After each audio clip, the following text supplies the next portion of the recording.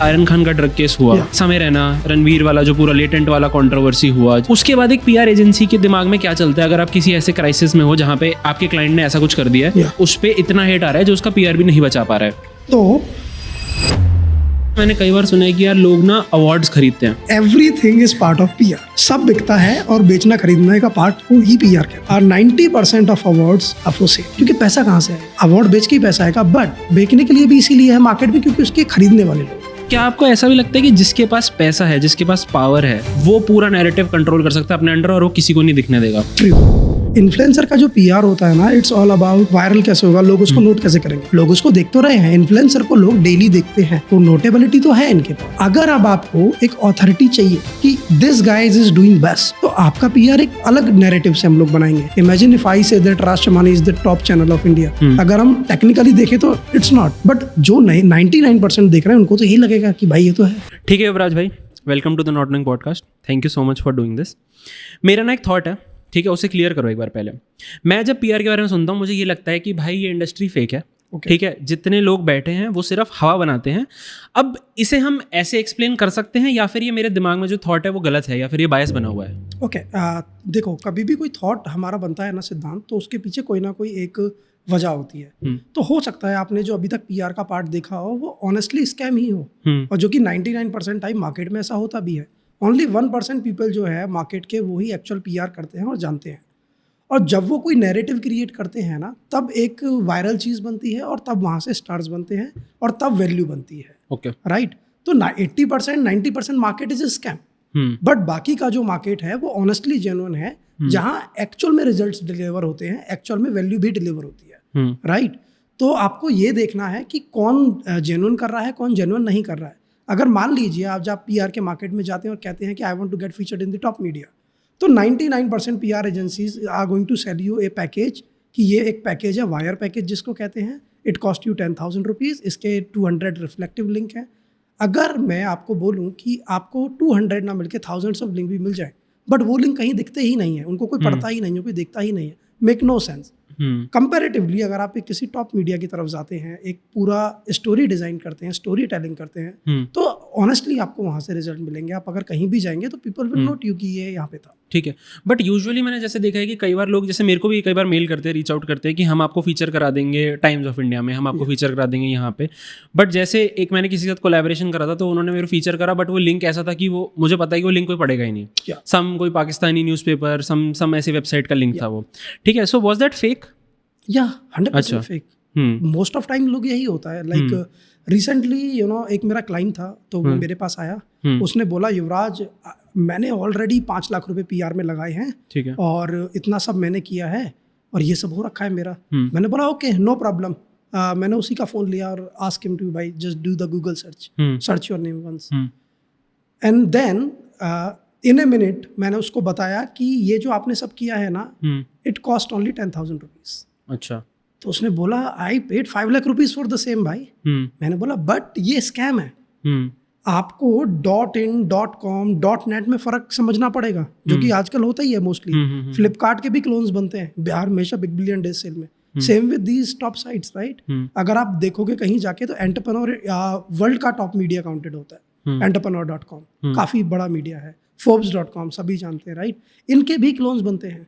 लोग एक copy site बना लेते हैं, इंडियन forbes.com, इनोसेंट्स को पिच करते हैं, उनको सस्ते में बेच देते हैं। ओके, ठीक है, और जब उनको बेच देते हैं तब उनको लगता है कि I am featured in Forbes actually, और वो कहीं बोल भी देते हैं I got featured in Forbes, and then they suddenly realise कि ये तो फेक वेबसाइट है। और जब तक वो उनको रियलाइज हो रहा होता है तब तक वो किसी कंपनी के चक्कर में पड़ चुके होते हैं जिसने उनको वो बेचा होता है। वहाँ कोई इंडिविजुअल होता ही नहीं है, it's just a company name. इसीलिए मेरा हमेशा से यही विजन है कि मैं अपनी कंपनी को लेके आगे नहीं बढ़ता, मैं हमेशा खुद को लेके आगे बढ़ता हूँ। I am here 9 years in the industry. थोड़ा आपको लगता है कि मुश्किल होता है यार, जैसे अगर आप एज अ पिच कर रहे हो, युवराज की तरह आप अपने आप को पिच कर रहे हो कि यार मैं युवराज हूँ, मैं पीआर करता हूँ, या फिर मेरी ये टीम है। दो आप एक ब्रांड को लेके जाते हैं जहाँ पे आप बोलते हैं कि मेरा ये ब्रांड है, हमने इतने लोगों के साथ काम करा, आपको लगता है वो डिफरेंस आता है? बिकॉज क्लाइंट तो एक बार को, जैसे हमने हर इंडस्ट्री में देखा, इवन सर्विस इंडस्ट्री में भी यही होता है कि मैं अगर एज अ फ्रीलांसर एक्ट कर रहा हूँ या मैं एज एन एजेंसी एक्ट कर रहा हूँ तो डिफरेंस आता है पैसे में। मैंने देखा है कि फ्रीलांसर को कम पैसा मिलेगा, एक कंपनी को ज़्यादा पैसा मिलेगा। तो आप वो फेस करते हो? यार पीआर में लकीली वैसा नहीं है, या फिर आप कह सकते हो कि मेरे साथ वैसा नहीं है। जब मैं पीआर में घुसा तो मैंने देखा कि मोस्ट ऑफ कंपनीज डील कर रही हैं बड़े बड़े लेबल्स बनाए हुए हैं, बड़ा बड़ा सब कुछ बनाया हुआ है, बट वहाँ कहीं भी कोई फेस नहीं है उनके पीछे, राइट। तो मुझे तो पता ही नहीं था कंपनी कैसे बनती है। I started by my self कि मैं युवराज हूँ, मैं ये कर सकता हूँ, ये कर दूंगा और बाद में पैसे ले लूँगा। सिर्फ यही चार चीज़ मेरी होती थी, राइट।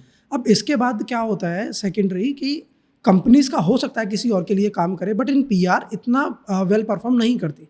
जब तक फाउंडर नहीं दिखेगा, वो खुद ही नहीं प्रेजेंट है कहीं भी, तो मैं नहीं मानता कि कंपनी वेल परफॉर्म कर सकती है। जैसे मैं हमेशा हर जगह खुद प्रेजेंट होता हूँ और लोग मुझे मल्टी मिलियंस में भी लोगों ने मेरे से पीआर करवाए हैं क्योंकि मैं वहाँ प्रेजेंट हूँ। अगर शायद मेरी कंपनी की साइड से कोई प्रेजेंट होता तो शायद हो सकता है कि नहीं करवाते।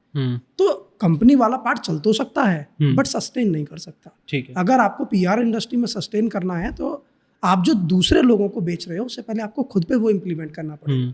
तो मेरा हमेशा से कंसेप्ट है जस्ट शो अप, राइट। अगर आप स्टार्टअप फाउंडर हो या anyone you are, just show up. तो अगर आप दिखोगे ही नहीं तो गेम बनेगा ही नहीं। तो मेरे हिसाब से अगर आप पीआर में हो, पीआर एक्सपर्ट हो, तो आपको खुद आगे बढ़ना चाहिए क्योंकि number 1 PR is all about networking. अगर आपका नेटवर्क नहीं है, you are nothing. What I am selling right now, I am just selling my network. मेरे पास एक नेटवर्क है, एक एंटरप्रेन्योर का, यूनिकॉर्न फाउंडर का, दूसरी साइड मेरे पास नेटवर्क है सारे मीडियाज का। तो I am just connecting 2 networks together and making money. तो नेटवर्क तभी बनता है जब एक इंडिविजुअल आगे होता है, ना कि कंपनी आगे होती है। ठीक है। Nobody build network with companies. Network हमेशा इंडिविजुअल से ही बनता है।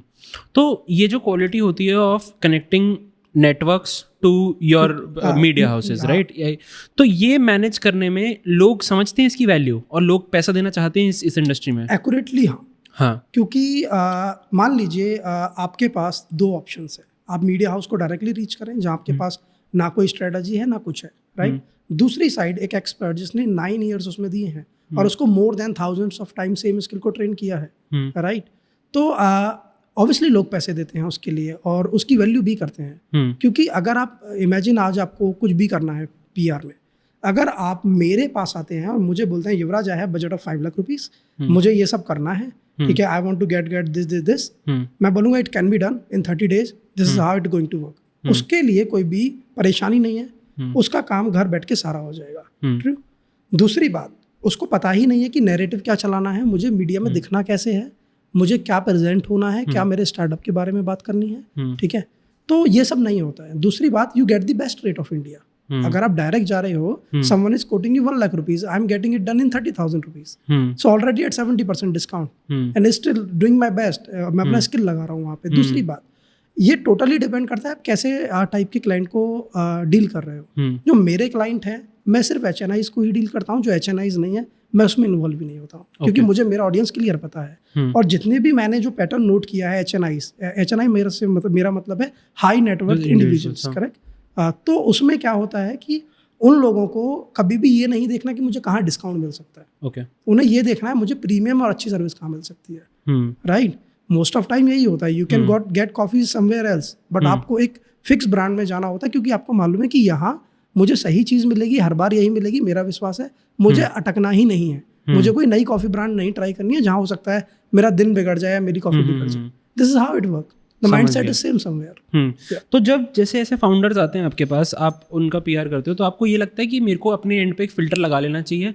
बिकॉज कई बार क्या होता है, जैसे हमने देखा है कि मान लो कोई बंदा है जिसने अपने प्रोडक्ट में कुछ नहीं बनाया है, अपनी सर्विस उसकी ज़्यादा कुछ खास है नहीं, देखा जाए तो, ठीक है, बट वो पीआर के लिए पैसा देने के लिए रेडी है, तो क्या आप एक फ़िल्टर लगाते हो कि यार मैं इस बंदे के साथ डील करूँगा, इस बंदे के साथ नहीं करूँगा? या ऑनेस्टली बिल्कुल। एक बार का एक किस्सा बताता हूँ मेरे साथ क्या हुआ। एक क्लाइंट था मेरा, उसका नाम XYZ कुछ भी मान लीजिए, ठीक है। तो वो मेरे पास आया, उसने आके मुझे बोला कि Yuvraj I have budget of 20 lakh rupees और मुझे पीआर करना है। मैंने कोई रिसर्च किया नहीं क्योंकि तब मेरे अर्ली डेज थे, राइट। हर कोई करके ही सीखता है धीरे धीरे। नाउ आई एम एक्सपर्ट अगर आप मुझसे बोलोगे तो, राइट। तो हमने पीआर करना स्टार्ट कर दिया, सब कुछ चालू हो गया। Then I got a text on my number कि you are working with this. तो I replied yes, who are you? तो उन्होंने बोला इसके साथ काम मत करना, यू आर गुड, इसके साथ काम मत करना। Then I called on the same number कि क्या मतलब why you are saying this, कि इसके साथ काम मत करना। तो उसने बताया कि ये एक कॉनमैन है, he scammed in US by building another kind of UPI app for US and एक इसने फेक शादी की वेबसाइट भी बनाई थी, वहाँ से भी he scammed more than 100 crore rupees. And the day I realised Yuvraj I was doing it wrong, the day I started putting filter on everyone comes in the company, तो जो भी हम जिसका भी कर रहे हैं ऑब्वियसली हम लोग फिल्टर एंड बैकग्राउंड चेक करते हैं कि तब ताकि ना किसी का नुकसान हो और हमारी वजह से कोई इनोसेंट को हार्म ना हो, राइट। तो मोस्ट ऑफ डील्स ऐसी होती हैं मेरे पास आज भी, they are ready to put millions of dollar, right, ठीक है। बट वहाँ अगेन ए फिल्टर, अगर आप कुछ गलत करना चाह रहे हो वी डोंट, क्योंकि हमारे एथिक्स ही मेरे एथिक्स ही नहीं है वो। क्योंकि जैसे आप कंट्रोल कर सकते हो, बट इतने लोग हैं ना पीआर में, बिकॉज आई रियलाइज कि एक एंट्री बैरियर बहुत कम है। किसी एक चीज़ इस इंडस्ट्री में घुसने के लिए एंट्री बैरियर कम है, क्योंकि आपकी इन्वेस्टमेंट ज़्यादा नहीं है, आपके पास नेटवर्क होना चाहिए अच्छा और आपके कनेक्ट्स अच्छे होने चाहिए, वरना आप भी पीआर कर सकते हो। मतलब कल को मैं भी उठ के अगर मैं बोलूँ मैं पीआर इंडस्ट्री में स्टार्ट कर सकता हूँ, राइट। तो उसमें आपको कैसे लगता है कि अगर कोई बंदा स्टार्ट करना चाहता है, कोई नया बंदा है जिसको अपनी पीआर एजेंसी खोलनी है, तो how did you go about it? Okay, अगर कोई भी नया बंदा है जिसको अपनी पीआर एजेंसी स्टार्ट करनी है, तो सबसे पहले अगर उसको लगता है कि मैं ये अगर दिन में 24 घंटे हैं तो भी मैं 25 घंटे ही करूँगा, तो ही वो चीज़ करे, क्योंकि मेरा हमेशा से वही कंसेप्ट रहा है। अगर आपको लगता है कि मैं ये करना चाहता हूँ, सिर्फ यही करना चाहता हूँ, तो ही किसी चीज़ को स्टार्ट करो, पहली बात तो। क्योंकि अगर आप सोच रहे हो PR is so easy, I can start, obviously you can start, but and of the day आप धीरे धीरे इंडिपेंडेंट हो जाओगे, एक इंडिविजुअल, और टोटली धीरे धीरे आपके पास थोड़े थोड़े पैसे आने चालू हो जाएंगे। आप स्केल नहीं कर पाओगे पीआर में, क्योंकि जो टॉप प्लेयर्स हैं वो ऑलरेडी ऊपर बैठे हैं, right, and they control the media, like I control the media. तो आप रीसेल तो कर पाओगे छोटे लेवल पे, 2000, 3000, 10,000, बट जब आप बड़ी पिक्चर में एंटर करोगे, जहाँ बड़ी पिक्चर है, तो आपको कोई नहीं लेगा, because you have no value, you are just a reseller.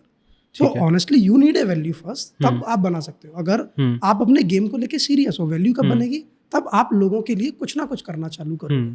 तो आप अगर अच्छे लोगों के लिए आज कुछ कर रहे हो, बड़े लोगों के साथ कुछ कर रहे हो, देन मीडिया इनवाइट्स यू कि भाई आप हमारे साथ काम करो, हमारे साथ B2B बनाओ, बिकॉज इफ दे नोज कि who is feeling the market. तो अगर उनको पता है कि युवराज के पास $10 मिलियन का बजट है पीआर का, सारे क्लाइंट्स का मिला के, every media house approach me, work with us, we are giving you B2B price, market is 50,000, I am giving you 25,000। तो वो जो गेम है वो मनी गेम है, because they ask for a deposit. If I am promising XYZ media, I am bringing 10 top clients this month, then they ask for 50% deposit, which you can't, which I can, and this money is in already in crores. तो entry barrier कहाँ पे नहीं है, जहाँ एक छोटा level है, at big level there is entry barrier है, क्योंकि मीडिया आपसे बात ही नहीं करेगा। Thousands of people mail the media trying to build connection with media, but end of the day वो उसी को सीरियस मानते हैं जो पैसे डिपॉजिट करेगा। If you can deposit 1 crore rupees and you are sure you can sell, तो entry barrier पे तो यू आर नॉट कॉन्फिडेंट, क्योंकि आपको ही नहीं पता काम कैसे आएगा आपके पास।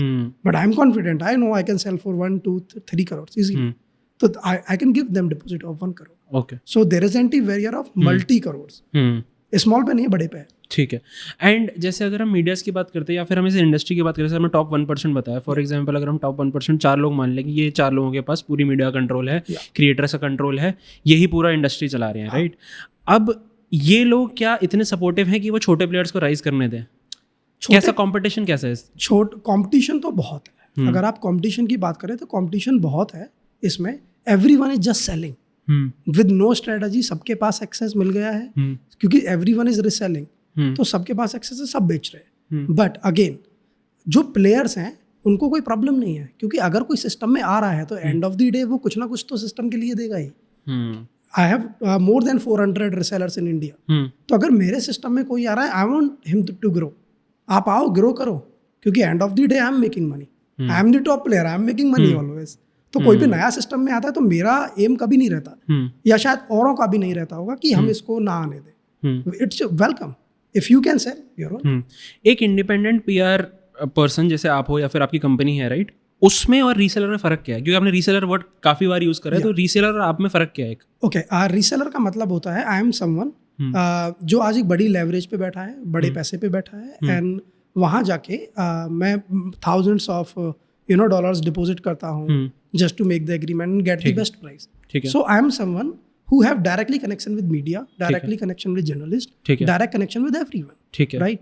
जो रिसेलर्स है वो किसी 3rd tier सिटी में बैठा है, कहीं 4th में बैठा है, उनके पास वो एक्सेस नहीं है। I am living in Noida, I have access and I know how to build connections, how to build network, उनके पास वो भी नहीं है। तो उनको जो एंट्री बैरियर है वो बड़ा हार्ड है, ठीक है। मेरे लिए इजी है, तो I am not a reseller, I am direct provider. मेरे नीचे वो लोग आते हैं and they all agency, you name the agency and the agency is in my reseller list already, ठीक है। In India any top agency you से सब बेच रहे हैं इधर से उधर करके, तो दे आर रिसेलर, बट उसमें भी कोई प्रॉब्लम नहीं है। End of the day they are getting the best price, right, and they are making you make money because वो अगर आपकी ही सर्विसेज आगे बेच रहे हैं। मेरे पास मोस्ट ऑफ टाइम तो ऐसा होता है कि एक कोई क्लाइंट है तो उसकी किसी एक एजेंसी से लड़ाई हुई, दूसरी से हुई, तीसरी से हुई कि ये नहीं कर पा रहे, ये नहीं कर पा रहे, और वो तीनों एजेंसी मुझे ही काम बेच रही होती हैं। So basically I am the main plug. या ओके, ठीक है। और जब हम देखते हैं एक इन्फ्लुएंसर का पीआर और एक बॉलीवुड सेलिब्रिटी के पीआर में क्या फ़र्क होता है? ओके, इन्फ्लुएंसर का जो पीआर होता है ना, इट्स ऑल अबाउट कि वो वायरल कैसे होगा, लोग उसको नोट कैसे करेंगे, ठीक है।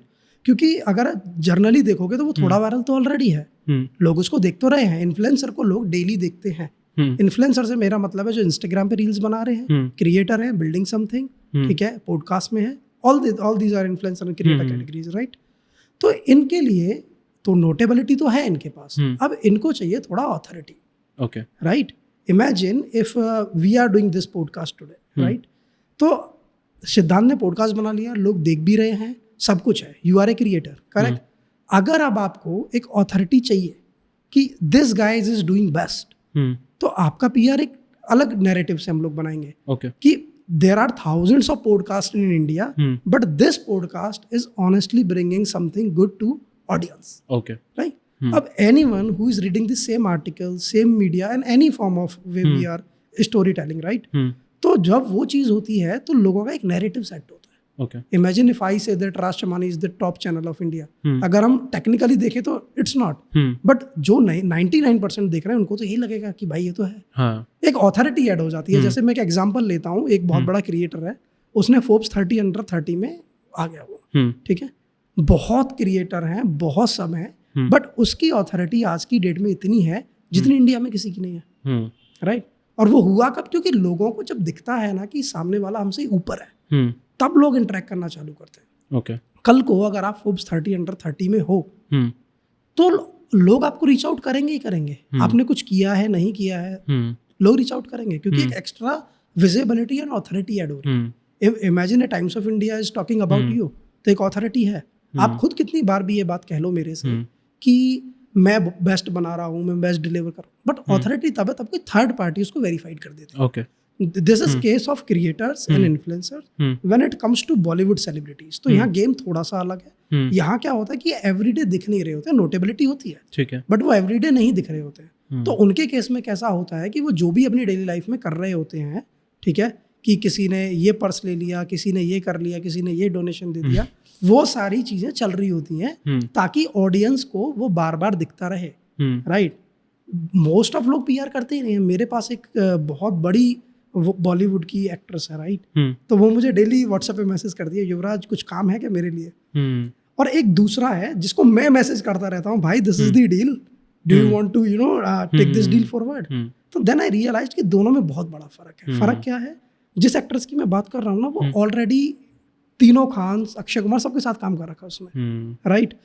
तो होता क्या है कि उसने कभी अपने पीआर पे ध्यान ही नहीं दिया, पैसा कमाया, घर पे रखा, काम मिलता गया, बस एक टाइम के बाद काम मिलना बंद हो गया। क्योंकि जब आप दिख रहे होते हो ना, अगर आप वेब देखोगे, अभी बिग बॉस की वेब देख लो आप, पहले टीवी सेलिब्रिटीज आते थे, अब टीवी का अटेंशन गिर रहा है, ओटीटी इन सब का, यूट्यूब इन सब का अटेंशन, इंस्टाग्राम कब बढ़ रहा है, तो बिग बॉस भी वही कर रहा है। आज की डेट में बिग बॉस में 99% लोग इन्फ्लुएंसर है, ओनली 1% ही है कोई जो सपोर्टिव है। My next question was this only, कि आपको लगता है ये लैंडस्केप पूरा चेंज हो रहा है कि आजकल इन्फ्लुएंसर्स को ज़्यादा लाइक क्लाउड मिल रहा है, ज़्यादा आई बॉल्स मिल रही हैं देन सेलिब्रिटीज? ओके, देखो सिद्धांत, यहाँ पे क्या होता है ना कि अटेंशन इज एवरीथिंग। अगर आज आपके पास अटेंशन है ना, तो लोग आपके पास आएंगे, आप, क्योंकि एंड ऑफ द डे सबको पैसे बनाने हैं, चाहे मीडिया इंडस्ट्री हो, चाहे कोई भी इंडस्ट्री हो, राइट।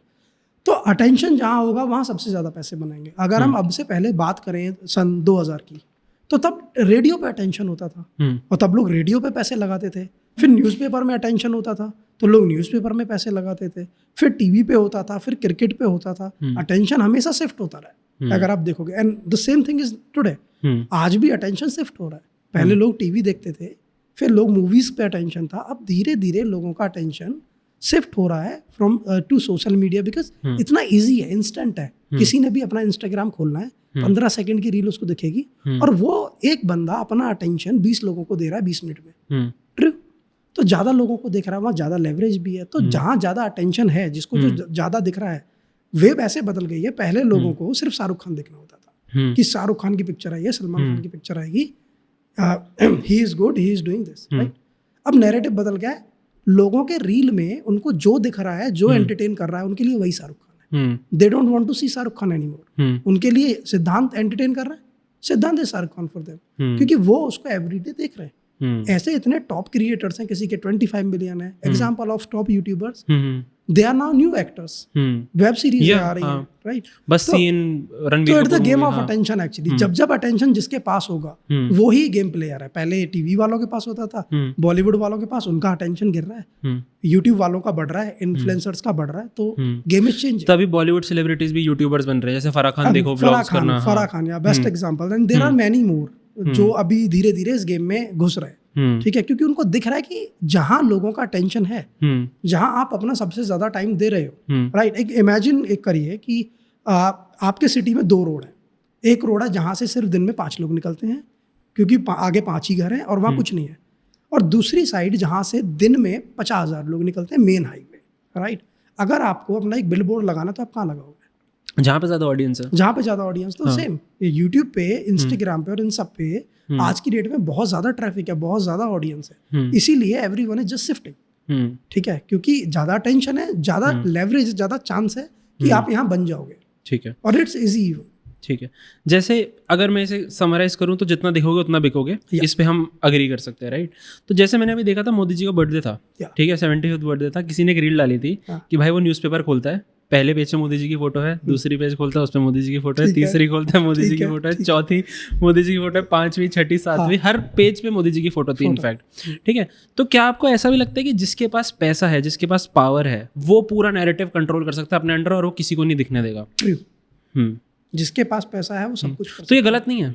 समवेयर नहीं है, बिकॉज देखो हर एक गेम के में ना हमेशा 4-5 प्लेयर होते हैं। आप कोई भी गेम ले लीजिए, आप कबड्डी खेल रहे हैं, आप क्रिकेट खेल रहे हैं, 11 प्लेयर हैं, बट वो 11 में से कोई एक ही प्लेयर होता है जो वर्ल्ड में बेस्ट बनता है, ठीक है। और उसके लिए सिर्फ पैसा नहीं लगता, स्ट्रेटजी भी लगती है, राइट। आपको एक पूरा चीज़ बनाना पड़ेगा, एक पूरा रोड मैप बनाना पड़ेगा। इमेजिन अगर आज आपके पास पैसे हैं, ऐसे बहुत सारे लोग हैं इंडिया में जिनके पास पैसे हैं, बट वो स्टिल कंट्रोल नहीं कर पा रहे। तो आपको पैसे के साथ साथ एक अच्छा PR एक्सपर्ट, एक अच्छी टीम, एक अच्छा एग्जीक्यूशन भी लगेगा कि आपको कब कहाँ होना चाहिए। और पॉलिटिकल पार्टीज आज की डेट में इस चीज में बेस्ट हैं, जो आप कह रहे हो कि front page, second page, third page, fourth page. तो logically every media is selling, क्योंकि उनका मेन प्रोडक्ट ही वही है, पैसे ही वहीं से आते हैं। तो if you think you can buy, then you can buy. Let's say मैंने आपको DM करा आज कि युवराज भाई मेरा PR करना है, ठीक है, what would be your first onboarding thing for me, कि क्या करोगे आप सबसे पहले? ओके, सबसे पहले तो मैं आइडेंटिफाई करूंगा कि एक्चुअल में आपने अब तक क्या किया है, और आप PR को लेकर कितना सीरियस हो, और आपको कहाँ तक जाना है। क्योंकि मेरा जो होता है ना, हमेशा ऑब्जेक्टिव होता है कि आपको जाना कहाँ है। मेरा पहला सवाल यही होता है, क्यों करना चाहते हो, कहाँ जाना चाहते हो। क्योंकि अगर आपके दिमाग में थॉट आया है कि मुझे करना है, तो मतलब कहीं ना कुछ तो पॉइंट आपको पिन हुआ है, राइट। जब वो पॉइंट आपको मिला है, तो मैं वो पॉइंट का ऑब्जेक्टिव पूछता हूँ कि एग्जैक्टली कहाँ जाना है, ठीक है। तो आपने मुझे बोला मेरा ये गोल है in the next coming 5 years, I want to build a startup, उसको मुझे $1 billion में लेके जाना है, $1 million में लेके जाना है, और मेरी अथॉरिटी बनानी है ताकि मैं कहीं जाऊँ तो मुझे दिख जाए, then you are welcome. And if you think कि अगर आपको कुछ नहीं करना है, मेरा कोई स्टार्टअप, बस I just want to get featured, then I don't on board. I clearly से नो भाई, please find any other PR agency, I am not here for you. क्योंकि समटाइम्स जब आप बिजनेस में होते हो, तो आपको ये भी देखना होता है कि किसके साथ काम करना है, किसके साथ नहीं करना है, क्योंकि हर एक कोई आपका कस्टमर नहीं है। Your energy is valuable. तो हम सिर्फ वही एनर्जी लगाते हैं जो एक्चुअल में सीरियस है, क्योंकि छोटे प्लेयर्स तो आ जाएंगे, कल चले जाएंगे, उनका गेम नहीं है, right. There is one of my friend, उसने अपने PR में मोर देन $10 million इन्वेस्ट करे होंगे, ठीक है, राइट। वो लास्ट 8 साल से कंटिन्यू PR कर रहा है, every single day, every week, every month, and this is how he built a company of $1 billion, right? That's the power of PR. तो मुझे भी ऐसे ही लोगों के साथ PR करने में मजा आएगा, काम करने में मजा आएगा, जो ऑनेस्टली कुछ बनाना चाहते छोटे प्लेयर्स तो आते रहते हैं, again reseller market, they just want to buy 10,000 things, तो मुझे वो नहीं, उसमें नहीं पढ़ना है, तो मैं फिल्टर यही लगाता। तो अगर हम लोग देखें जैसे पीआर का एक बहुत बड़ा एस्पेक्ट होता है डैमेज कंट्रोल, है ना, जैसे हम क्राइसिस मैनेजमेंट भी बोलते हैं, डैमेज कंट्रोल भी बोलते हैं, है ना, ये सब बोलते हैं। तो ऐसे केसेस जैसे होते हैं, जैसे आयरन खान का ड्रग केस हुआ, ठीक है, उसके बाद फिर अगर हम लोग देखें, और ये समय रहना, रणवीर वाला जो पूरा लेटेंट वाला कंट्रोवर्सी हुआ जिसमें रणवीर ने कुछ बोला एंड फिर हुआ, तो उसके बाद जैसे उसके बाद एक पीआर एजेंसी के दिमाग में क्या चलता है, अगर आप किसी ऐसे क्राइसिस में हो जहाँ पे आपके क्लाइंट ने ऐसा कुछ कर दिया है, अब उस पर इतना हेट आ रहा है जो उसका पीआर भी नहीं बचा पा रहा है, राइट, तो उसके बाद वो क्राइसिस मैनेजमेंट कैसे होता है? ठीक है, मैं आपको बताता हूँ, ये भी एक बहुत बड़ा मार्केट है जिसके बारे में हम पहले 1% की बात कर रहे थे, now 0.1% people knows about this. ठीक है, क्या होता है कि आज किसी का नेगेटिव पीआर हो गया है, समथिंग नेगेटिव हो गया, तो देखो आज के आज उसको कर पाना, अगर मान लीजिए आज कोई हिट हो गया, तो आज के आज उसको फिक्स कर पाना it's not possible. What we do actually, by the time हम पॉजिटिव मीडिया करके, पॉजिटिव नैरेटिव चला के, पॉजिटिव सब कुछ करके वो चीज़ें फिक्स हो जाती हैं। और एक जो है good thing with human nature, सब लोग भूल जाते हैं। कुछ भी हो, आप कुछ भी करें, आपको, आप खुद सोचिए कि कब आपको सबसे ज़्यादा हर्ट हुआ था। आपको थोड़ा याद तो होगा कि ये हुआ था, बट आज वो आपको इतना हर्ट नहीं होता। ट्रू। तो ये ह्यूमन नेचर है कि लोग बाय द टाइम भूल जाते हैं। तो जब वो थोड़ा फेड हो जाता है matter, then we work on positive PR and bring down the negative PR, और पॉजिटिव पीआर पूरा ऊपर आ जाता है। एक बिल्डर थे मुंबई के, मेरे क्लाइंट थे, तो उनके साथ यही हुआ था। उनका इतना नेगेटिव पीआर था कि कुछ बड़ा इंसिडेंट हुआ था उनके साथ, तो बहुत नेगेटिव पीआर था। First of all I check, because you know I am so ethical. मैं चेक करता हूँ कि ये सच में भी है, कोई कोई नहीं है। I don't work for these guys, right. ऐसे ऑफर्स मेरे पास हैं आज की डेट में भी, हु आर रेडी टू पे 10 करोड़ इवन, बट मैं उसमें नहीं पड़ता, बिकॉज जो जेन्युइन है उसी में पड़ेंगे। तो जो उनके साथ हुआ था उसमें उनकी कोई गलती नहीं थी, एक इंसिडेंट था जिसमें वो थे भी नहीं, बस हो गया, ठीक है। तो वो हमारे पास आए, उन्होंने बोला कि ये सब हमको टेक डाउन करना है और पॉजिटिव पीआर लेके आना है। Then we did for them, and now उनके पहले काम में बड़े इश्यूज आते हैं। जब आपका नेगेटिव पीआर हो जाता है, सब कुछ हो जाता है, तो बड़े इश्यूज आते हैं आपको, but by the time it fix and move हो जाता है। Again you are making money and doing a good networking. ठीक है। और मैंने ये भी देखा है कि लोग कई बार नेगेटिव पीआर स्पेसिफिकली कराते हैं। जैसे फॉर एग्जांपल हमने कोई मूवी आ रही है, उसकी हाइप बनाने के लिए लोग नेगेटिव पीआर कराते हैं। क्या ये सच है? या इट्स ट्रू, क्योंकि अगेन मैंने बताया कि 4 प्लेयर्स हैं मार्केट में, कोई एक को टॉप बनना है। The race is simply so top कि जिसको टॉप पे जाना वही रेस में है। चारों रेस में, बट जाएगा कोई एक ही। तो जो कोई एक जाने वाला है ना, वो अपनी चारों टेक्निक्स लगाएगा, साम दाम दंड भेद, कैसे भी पहुंचूं। तो नेगेटिव भी होता है ऑब्वियसली, बट पॉजिटिव भी होता है। टोटली डिपेंड करता है कि जिसका नेगेटिव हो रहा है वो कितना एक्टिव है, कितना सीरियस है ऑब्जेक्टिव या पॉइंट को लेके, और जो नेगेटिव करवा रहा है वो कितना सीरियस है। तो अगर दोनों में से कोई ज़्यादा सीरियस है तो he wins logically. Are you a believer of कि any kind of publicity is good publicity?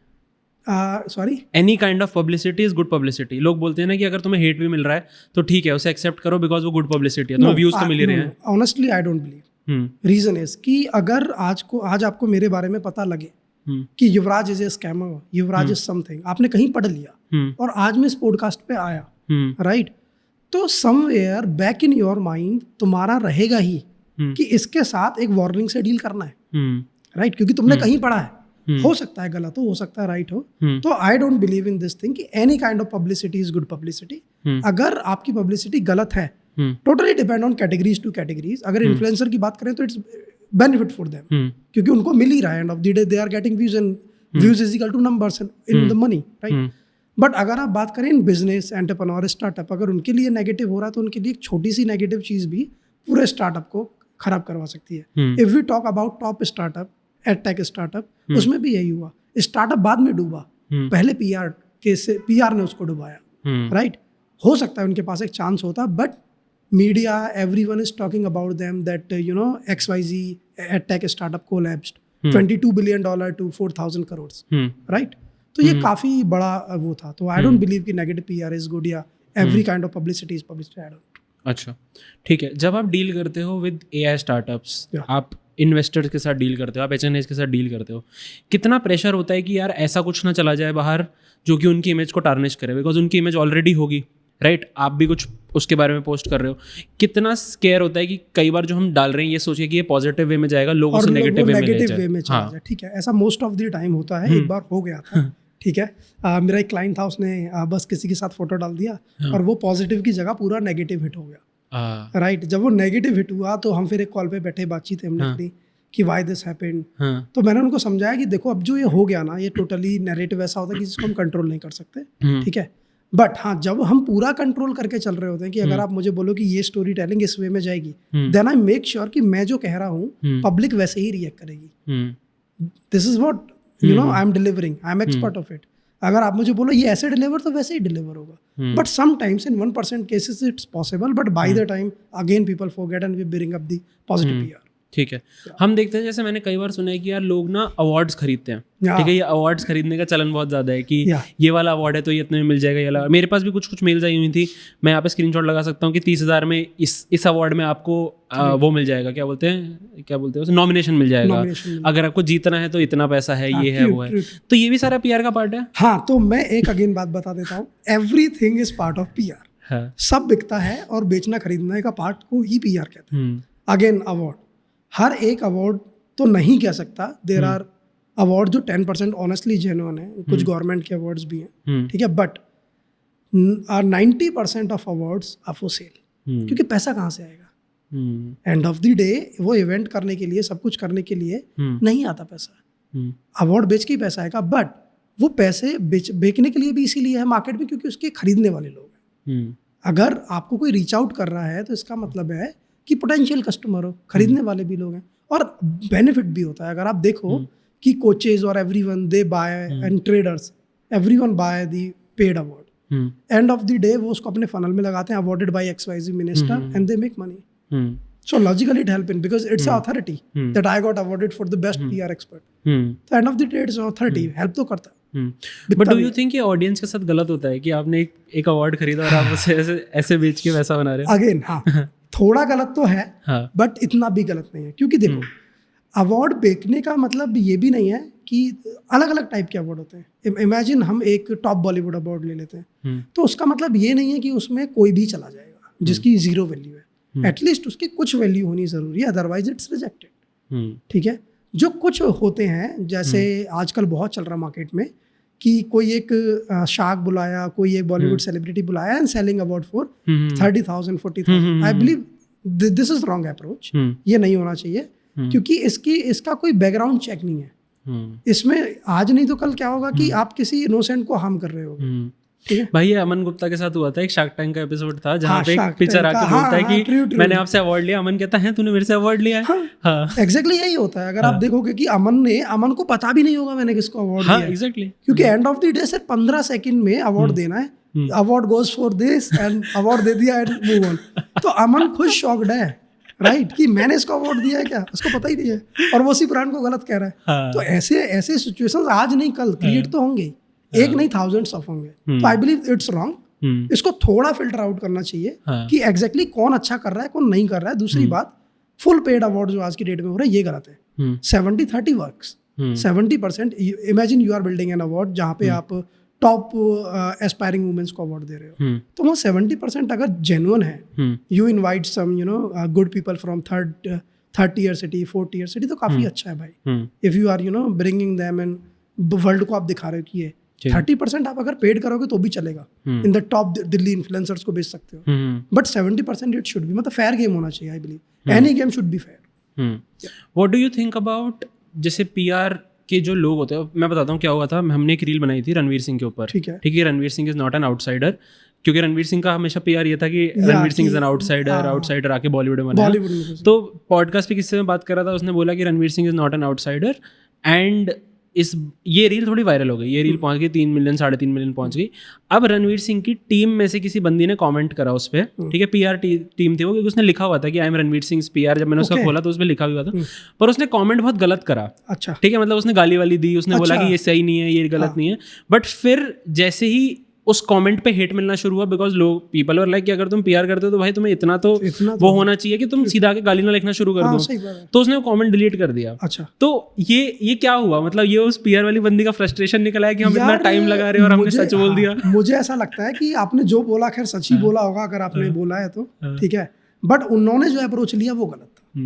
अगर आपकी कोई भी नेगेटिव पीआर कर रहा है डायरेक्टली उसको कभी भी रीच आउट नहीं करना है, गलत है। तुम्हारा ओपिनियन है ना, रणवीर सिंह आउटसाइडर नहीं है, इट कैन बी। मेरा ओपिनियन है कि आउटसाइडर है, तुम्हारा नहीं हो सकता, किसी का कुछ भी ओपिनियन हो सकता है। तो आप उसको फिक्स करो, डिलीट मत करो, फिक्स करो। What we do is fix it. एक ने बोला नेगेटिव है, एक ने बोला पॉजिटिव है, ठीक है। तो this is how we do it. Recently क्या हुआ, इंडिया की टॉप 50 रिचेस्ट की लिस्ट में से किसी का पीआर इतना खराब हुआ, और जो जेन्युइनली खराब हुआ, राइट, वो अच्छा ही कर रहे थे, जेन्युइनली पीआर खराब हो गया। तो मेरे पास कहीं से आया बाय माई नेटवर्क कि ये सब हो रहा है और वो बड़े अपसेट हैं इससे। टॉप 50 की लिस्ट है, इंडिया टॉप 50 की, ये बड़े अपसेट हैं और कैन यू फिक्स इट। क्योंकि उनका नाम ऊपर नहीं था। उनका नाम ऊपर नहीं था लिस्ट में, ये क्या सीन था? आई एम सेइंग कि इंडिया की टॉप 50 रिचेस्ट की लिस्ट में से किसी एक बंदे का पीआर था, अच्छा, खराब हो गया, जो इतना खराब था, ठीक है, कि वो उनको बड़ा हर्ट कर रहा था, राइट। तो पैसा तो है, तो उन्होंने पहले सोचा कि यार ये सबको डिलीट कर देते हैं। तो मेरे पास एक नेटवर्क से आया, बात हुई, डायरेक्ट उनसे तो नहीं हुई ऑब्वियसली, कोई उनकी मैनेजमेंट से मेरी बात हुई। उन्होंने बताया कि युवराज ये है, and I know you are the right person जो इसको कर सकता है, how we can do it. तो उनका फर्स्ट सजेशन था कि just tell me how much money you need to get it पूरा साफ। तो मैंने बोला भाई ये तो पॉसिबल नहीं है, क्योंकि लॉजिकली पॉसिबल नहीं था। तो मैंने बोला ये गलत अप्रोच है जो आप कर रहे हो। अगर आप आज किसी की रील डिलीट कर दोगे, आज आप किसी की वीडियो डिलीट कर दोगे, कुछ भी आप हटा दोगे, कल को और 50 बनेंगे। ये बैकफायर होगा, क्योंकि लोगों को इंटेंशनली लगेगा आप गलत नहीं हो, just prove that I am not wrong. Don't make the second mistake, जो आपने पहले कर दी दूसरी मिस्टेक मत करो, क्योंकि फिर जो आज 50 है वो 500 हो जाएगा, राइट। तो मैंने उनको फिर एक स्टोरी बताई, ब्रिटिश टाइम में क्या हो रहा था। ब्रिटिश टाइम की कहानी बताता हूँ कि ब्रिटिश टाइम में ये हो रहा था कि कोबराज बहुत बढ़ गए थे, राइट। तो गवर्नमेंट को बड़ा चैलेंज हो रहा था, क्योंकि बहुत लोग मर रहे थे कोबरा बाइट से, राइट। तो उन्होंने क्या किया कि मैंने सेम स्टोरी उनको बताई थी, आई एम जस्ट रिपीटिंग, राइट। तो उन्होंने क्या किया कि उन्होंने एक स्कीम निकाली गवर्नमेंट ने कि जो भी मरा हुआ कोबरा हमारे पास लेके आएगा, बदले में हम उसको कुछ दे देंगे, राइट। एक टाइम तक लोग मार मार के कोबरा लेके आए, this is true story, right. Cobra लेके आए, और अगर 100 कोबराज होंगे पूरे इंडिया में, राइट, तो आप मान लो कि 90 बचे, 90 मार दिए, 10% ही बचे होंगे, क्योंकि लोगों को पैसे मिल रहे थे उस टाइम पे, ठीक है। तो पैसे मिल रहे थे। अब क्या होता है, जब 90 मर गया, कोबराज तो है ही नहीं, तो लोगों ने क्या किया कि कोबराज का जो है वापस से रिप्रोडक्शन चालू कर दिया, ठीक है। जब रिप्रोडक्शन चालू कर दिया और अगेन एंड अगेन कोबराज आ रहे, क्योंकि लोगों के पैसे बन रहे, ठीक है। तो जब लोगों के पैसे बन रहे हैं, तो गवर्नमेंट को एंड अप ये हुआ कि जितने कोबराज पहले थे उससे 10x कोबराज थे बाद में। तो the same story I told them कि ये आप सेम करने वाले हो, जो कि गलत अप्रोच है। आज आप एक की डिलीट करोगे, कल वो और 5 बनाएगा। आज हम किसी को पैसे ऑफर करके, जैसे आपकी रील के साथ हुआ कि आपको कमेंट में पूछा या डीएम में पूछा, भैया take this down, how much money you need, this is wrong approach. ये कोबरा स्टोरी हो जाएगी अगेन, कि आज उनको लग रहा है if someone is paying me 1 lakh for a video, then अगर मैं और अच्छी वीडियो बनाऊंगा, अच्छा प्रोडक्शन लगा के, and it goes up to 5 million views, then I can get easily 5 lakh rupees. तो ये हमने नहीं करना है। All we can do is कि हम पॉजिटिव पीआर कर सकते हैं कि ये आपने नहीं किया है। देन एक हाई कोर्ट का ऑर्डर आया था इन्वेस्टिगेशन पे कि ये गलत नहीं है, हमने इन्वेस्टिगेट कर लिया, इट्स राइट। वो हाई कोर्ट के ऑर्डर को उठा के दुनिया भर का पीआर, टॉप इन्फ्लुएंसर सबको हायर किया, एंड नाउ इट्स फिक्स्ड। क्योंकि सेम पब्लिक को दूसरा मैसेज पहुंचाना है, उनको पहले नेगेटिव पहुंच गया, then all we need to do is कि सेम पब्लिक को बस एक पॉजिटिव मैसेज पहुंचाना कि जो आपने पहले देखा वो गलत है। This is how it can B. Okay, ठीक है। एंड आपको क्या लगता है कि जितने लोग टॉप 1% पे हैं या टॉप 5% में कहूँ, जैसे फॉर एग्जांपल अगर हम एक इन्फ्लुएंसर लेते हैं समय रैना, ठीक है, क्या आपको लगता है कि he is investing also in his PR? Honestly he is investing भाई अ लॉट ऑफ, ठीक है। क्योंकि जब अगर आपको लगता है कि कोई फर्क नहीं पड़ता, ये लोग गायब थे, 4 month 6 month कंप्लीटली गायब थे। और तब क्या कर रहे थे? तब they are just investing in PR कि समय रैना का शो ये हो गया, यहाँ क्लीन चिट मिल गई, यहाँ बेल मिल गई। वो इन्फॉर्मेशन आप तक पहुंचती कैसे? And of the day media के थ्रू ही पहुंचती है, PR के थ्रू ही पहुंचती है, राइट? मान लीजिए रणबीर इलाहाबादिया, उसका आपको मालूम है पॉडकास्ट बंद हो गया, सब कुछ बंद हो गया, राइट? एवरीथिंग बंद हो गया। जब वो मार्केट में वापस आया तो आपको इन्फॉर्मेशन ही तो मिली ना किसी वे में। आपको पहले इन्फॉर्मेशन मिली कि ये नाटक हुआ, दूसरा इन्फॉर्मेशन आपको मिला कि ये ठीक हो गया, right? Now he can shoot the podcast again, लोग आ रहे हैं, पहला गेस्ट ये है, तो ये सब पॉसिबल कैसे हुआ? तो by the PR, they invest in PR। कई बार ऐसा भी होता है कि वो लोग इन्वेस्ट ना करें और PR कंपनीज खुद ही कर रही हैं बिकॉज उस पे आईबॉल्स हैं, उस पे व्यूज हैं। नेवर, नहीं होता है। PR company never invest. मैं क्यों करूंगा? मुझे तो पैसे देने ना। कोई भी नैरेटिव अगर मैं क्रिएट कर रहा हूँ, कुछ भी ऑब्जेक्टिव में बना रहा हूँ, तो मुझे तो पैसे देने, तो मैं क्यों ही करूँगा? ओके।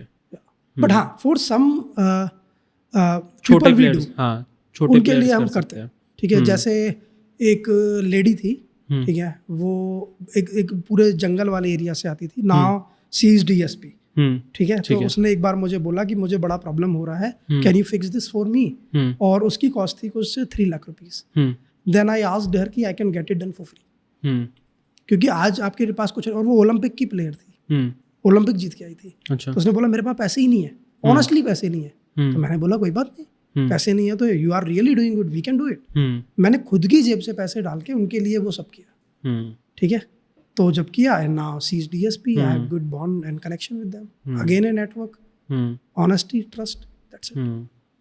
आपके हिसाब से जैसे हम ये बोलते हैं कि ये चैनल बिकाऊ है, ये चैनल उसके बारे में डालता है सिर्फ, ये चैनल, ये न्यूज़ चैनल सिर्फ इनकी बात करता है, राइट? तो वो कितना सही है, कितना गलत है? बिकॉज एज अगर मैं कंज्यूमर देखूँ, मैं अपना पॉडकास्ट हटाता हूँ कि मैं नॉर्मल सिद्धांत हूँ जो कि भाई जॉब करता है, रात को न्यूज़ देखता है, अब उसके पास लेकिन अगर एक ऐसी न्यूज़ आ रही है जो कि फ्लडेड विद मनी है, राइट? या फिर एक किसी PR एजेंसी ने वो न्यूज़ चलवा रखी है, राइट? तो एट माई एंड तो मेरे लिए तो थोड़ी सी वो है ना, मेरे लिए थोड़ी डिसऑनेस्टी है वो, है ना? क्योंकि न्यूज़ चैनल्स मेरे को सही नहीं दिखा रहे हैं, सोशल मीडिया मेरे को सही नहीं दिखा रहा है, तो मैं एज अ यूज़र कहाँ जा सकता हूँ जहाँ मेरे को बिल्कुल राइट इन्फॉर्मेशन मिले? यार मेरे हिसाब से अगर राइट इन्फॉर्मेशन की आप बात करो तो ऐसा नहीं है कि मीडियाज़ नहीं है, आज भी अच्छे मीडियाज़ हैं जो हर एक स्टोरी को वेरीफाई करते हैं, बिकाऊ नहीं है, अच्छी से वेरीफाई करके ही वो स्टोरी को डालते हैं, और वो दोनों साइड की सुनते हैं। क्योंकि अगर आप देखोगे तो न्यूज़ चैनल का जो सबसे बड़ा क्लाइंट है वो गवर्नमेंट, राइट? तो जब उनका बड़ा क्लाइंट है तो उनको भी 1% ये रहता है कि it can B flip any time, तो वो दोनों साइड 50-50 लेके चलते हैं, थोड़ी इनकी भी सुनते हैं, थोड़ी इनकी भी सुनते हैं। न्यूट्रल तो नहीं कह सकता मैं, न्यूट्रल तो नहीं है, जिसकी गवर्नमेंट होती है उसकी साइड थोड़ा तो रहता ही है, क्योंकि एंड ऑफ द डे वहां से उनका फ्यूल आ रहा है, राइट? बट अगेन पूरा 100% नहीं है। तो अगर आपको ये फिल्टर आउट करना है कि कौन सी न्यूज़ में देखूं, कौन सी ना देखूं, तो इसके लिए आपको थोड़ा सा वाइज होना पड़ेगा, क्योंकि अगर एनीवन जो एक तरफा प्रमोट कर रहा है, दूसरी साइड स्टोरी बता ही नहीं रहा, लॉजिकली इट्स प्रमोटेड। हम 99% टाइम में यही देखते हैं, आज की डेट में खैर मीडिया में प्रॉब्लम भी है, हम यही देखते हैं कि मीडिया सिर्फ एक ही साइड में झुक रहा है, ठीक है? तो वो गलत है। आई बिलीव कि मीडिया आने वाले टाइम में इसको फिक्स करेगा, क्योंकि पहले ये हमको पता लगता था एज ए एक्सपर्ट कि ये चीज़ ऐसे बनी है, बट अब धीरे धीरे ये कॉमन मैन को भी पता लग रहा है, ठीक है, कि this is how it is working. तो मुझे लगता है आने वाले टाइम में media is going to fix it. और for now the social media is best thing. आपको जिस चीज़ का फैक्ट चेक करना है आप सोशल मीडिया पे सर्च कर सकते हो, ऑनलाइन सर्च, मतलब there are thousands of, right?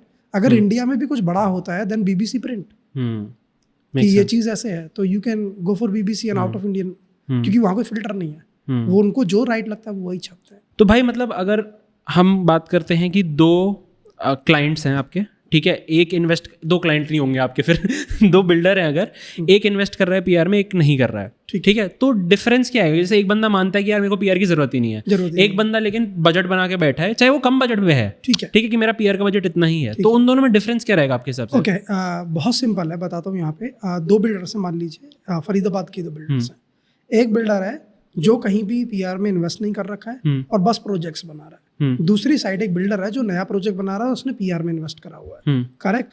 अब जो पहला बिल्डर है, जब वो किसी को बेचने जाएगा तब वो आपको बताएगा कि मैंने पहले इतने फ्लैट्स बनाए हैं, इतने बेचे हैं, ये बेचा है, इतनी इन्वेंट्री बेची है, मैं ट्रस्टेड हूँ।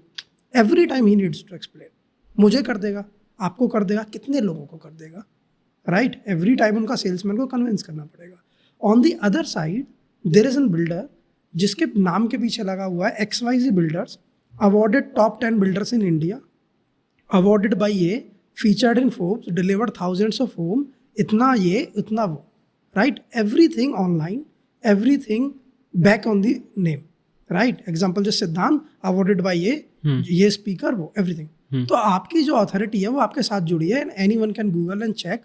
तो जब भी आप अगर ये करोगे तो आपको एग्जैक्ट आइडिया लग जाएगा कि मुझे किसके साथ जाना है। और 99% टाइम यही होता है कि आपका शिफ्ट वहां होता है जहां कोई अथॉरिटी जुड़ी है, करेक्ट? अगर आज आप अपना घर खरीदोगे, XYZ बिल्डर हुई सेलिंग यू एवरीथिंग कि ये सब दे दूंगा, बट आपको विश्वास नहीं है उस पर कि इसने पहले किया भी है, दे भी देगा, पैसे दे दूं इसको। दूसरी साइड है नोटेबल बिल्डर, जो सबसे ज्यादा नोटेबल है, उसके केस में यही होगा। आप रियल लाइफ एग्जांपल ले लो कि उसने सब कर रखा होगा, अवॉर्डेड इन ये, डिलीवर्ड 10+ होम, इतने प्रोजेक्ट्स, इतना ये सब एवरीथिंग, बट उसको बताने के लिए it he need helps in PR, और PR ही वो प्रूव करेगा। This is how the builders work. Same with doctors. Imagine अगर आज आपको किसी डॉक्टर्स पे जाना है तो आप सर्च करोगे सबसे पहले बेस्ट किडनी डॉक्टर इन फरीदाबाद, हाँ, जैसे, और जो आपको डॉक्टर दिख जाए, जिसका विजुअली दिख जाए, जिसका आपको ऑनलाइन दिख जाए, इतना एक्सपीरियंस है, ये एक्सपर्ट है, यहाँ 99% चांस है कि वो 100 रुपये महंगा भी होगा, आप वहीं जाओगे। True, because make sense, again a trust. ठीक है, तो PR kind of builds trust also. 100%। Marketing basically sales for you, but PR build value for you. और जब ये दोनों कंबाइन होते हैं ना, तब you know grow thousands of time। ठीक है, तो भाई जैसे मैं आपसे बात कर रहा हूँ युवराज भाई, तो मेरे को लग रहा है कि आपके ना फंडे काफ़ी क्लियर है, ठीक है, कि मेरे को ये है, मेरे को वो है, मेरे को पता है चीज़ों के बारे में। तो आपकी जर्नी कैसी रही है? आपने शुरू कैसे करा था PR में? यार बहुत इंटरेस्टिंग जर्नी है। मैं यूपी के एक छोटे से गांव से आता हूँ, जो बुलंदशहर के आगे एक अनूपसर आता है। अनूपसर के बराबर में है गाँव अनिवास, बहुत छोटा सा गाँव है, बहुत बड़ा नहीं है। तो मेरे गाँव में अगर मोस्ट ऑफ देखोगे ना, सक्सेस का रेशो 1% भी नहीं है। मोस्ट ऑफ लोग क्या करते हैं, लेबर क्लास काम करते हैं, कोई गुड़गांव में जॉब कर रहा है, कोई सिक्योरिटी में, कोई ऐसे भी हैं, कुछ अच्छे लोग भी हैं, ठीक है। मैं बहुत वैसी फैमिली से आता था, कुछ भी नहीं था। My mom use to work in a primary school for 1500 a month, right? कोई सपोर्ट कुछ भी नहीं। हम 4 बहन भाई थे, ठीक है, और चारों बहन भाई का जो सब कुछ था मेरी मम्मी फील कर रही थी। थोड़ा बहुत पैसा खेती से आता था और 1500 रुपये महीने की इनकम थी, राइट? धीरे धीरे करके 12th मैंने पास कर ली। तो जब मैंने 12th पास कर ली तो मेरा हमेशा से था कि मैं टेक में जाऊंगा। तो मेरी मम्मी ने पहला मेरा जो था वो यही था कि जो 11th की छुट्टी होती है, जो 12th की छुट्टी होती है, कि उसमें कुछ पैसे बना के अपनी फैमिली को फील कर पाऊँ। तो मेरा एक दोस्त था जो कोसाम्बी में रहता था, राइट? तो मैंने उसको फ़ोन किया कि यार मेरे पास 2 महीने हैं, can I do something and make money? तो बोला ठीक है भाई, तू आ जा, मैं कुछ करवा दूंगा। तो मैं गया वहाँ कोसाम्बी में। अब मेरे पास कुछ है ही नहीं, बिकॉज मैं तो 11th में हूँ, 11th पास करी है मैंने। फिर उसने मेरे को एक बुक स्टोर में लगवा दिया जहाँ मैं बुक्स गिन के अंदर रखता था। तो मेरी पहली जॉब ही वही थी, और उसकी जो सैलरी थी वो 7500 थी। 1 महीने वो काम किया, पैसे बनाए, and again back to the study. फिर 12th किया। 12th के बाद धीरे धीरे फैमिली की सिचुएशन गिरती जा रही है, राइट? क्योंकि पैसे ही नहीं है, और हम सब चारों बहन भाई बड़े हो रहे हैं, तो खर्चे भी बढ़ रहे हैं और इनकम तो है ही नहीं। तो धीरे धीरे करके देन अगेन 12th की छुट्टियों में फिर मैंने काम करना चालू कर दिया, तो थोड़े से पैसे वहाँ बनाए। इतने बीच तक ना मैंने ये चीज़ देख लिया था कि ये दिल्ली है, ये मुंबई है, ये सूरत है, ये है, पूरा इंडिया का समझ आ चुका है कि यहाँ काम मिलता है, ठीक है। अगेन फिर मैं गया और फिर मैं जाके अपना स्टडी में लग गया। तो जब मैं स्टडी में लग गया तो मेरा था हमेशा से कि मैं बीकॉम में एडमिशन नहीं लूँगा, जो कि सब ले रहे थे। मैं BCA में लूँगा क्योंकि मुझे टेक बहुत पसंद है, मैं टेक्नोलॉजी बहुत समझता हूँ, ठीक है, राइट? तो जब मैं टेक्नोलॉजी समझता हूँ तो मैंने BCA में एडमिशन लिया। फर्स्ट मंथ के पैसे बड़े जुगाड़ करके घर वालों ने गोल्ड वोल्ड रख के दे दिए। सेकेंड ईयर में मेरी वो आ गई, आपकी स्कॉलरशिप आ गई, वहाँ से काम बन गया। थर्ड ईयर में कहीं से पैसे नहीं आए and I drop the third year. अच्छा, ठीक है, एंड देन स्टार्टेड वर्किंग। अब मैं निकल गया कि कहीं तो काम करेंगे। पहले एक जगह जॉब की, सूरत में मैं गया, सूरत में मैंने जॉब की। तो धीरे धीरे फाइनेंशियल सिचुएशन गिरती जा रही है, क्योंकि घर से तो कोई फ्यूल है ही नहीं, तो मिलेगा ही नहीं। तो मैं स्ट्रगल कर रहा हूँ, साइड बाय साइड जॉब्स कर रहा हूँ। 10-12 हज़ार रुपये की मेरी कोई जॉब थी, राइट? तो वो 10-12 हज़ार रुपये की जो जॉब थी करता रहा मैंने 6 मंथ तक करी। तो जो मेरा ओनर था ना, वो इतना ख़राब था कि वो सब करवाता था। कॉलिंग भी करता था मैं, वेबसाइट भी करता था, सोशल मीडिया पे सब करता था। एक टाइम तक तो मुझे लग रहा था यार मैं ये क्या कर रहा हूँ, बट मेरी मजबूरी ये थी कि मुझे ये डर था कि मुझे कहीं और जॉब नहीं मिलेगी। वहाँ रह के 6 मंथ मैं सब सीख गया, हर एक स्किल जो मुझे आता। सीखने में मैं बहुत लर्नर सो फास्ट, राइट। तो जब सीख गया फिर अगेन वो जॉब छूट गई, कंपनी बंद हो गई और फिर मैं अपने घर वापस आ गया। जब घर वापस आ गया तो अब भाई घर पे फिर फाइनेंशियल सिचुएशन, सिस्टर्स की शादी होनी है, अब नेटवर्थ पूरे घर की मिला के -10 लाख होगी, पैसे तो है ही नहीं। तो फिर धीरे धीरे करके बड़ा वो हो गया। फिर एक दिन होता है मेरी मम्मी ने मेरे को बोल दिया कि युवराज दिस इज़ लास्ट, अब तो काम करना ही पड़ेगा, ठीक है, अब कोई वे नहीं है। तो उन्होंने एक बार बोल दिया तो मैं इतना, मेरा सेल्फ रिस्पेक्ट बड़ा हाई है आज भी, कि अगर मुझे कोई एक बार बोल दे तो फिर मैं वो उससे पहले 2 बार बोले, एक बार और बोले, मैं खुद ही क्विट कर जाऊंगा कि अब मैं खुद देख लूँगा। तो मैंने उनको बताया कि देखो मेरे पास तो पैसे हैं नहीं, मेरी जेब में तो 0 है। तो उन्होंने बोला ठीक है, तो लास्ट मेरे पास अपने ईयरिंग्स हैं, ये बेच के मैं पैसे दे दूंगी, जो भी पैसे बनेंगे, now you go out do something, अब इसके बाद कुछ नहीं है, राइट। और ये बात है कुछ 2018 की बात है, राइट। तो देन उन्होंने सेम किया, इवनिंग में लाके मुझे पैसे दे दिए कि ये पैसे हैं और सब कुछ है। अब मैं गांव में रहता हूँ, दिल्ली में मेरा कोई नेटवर्क नहीं था।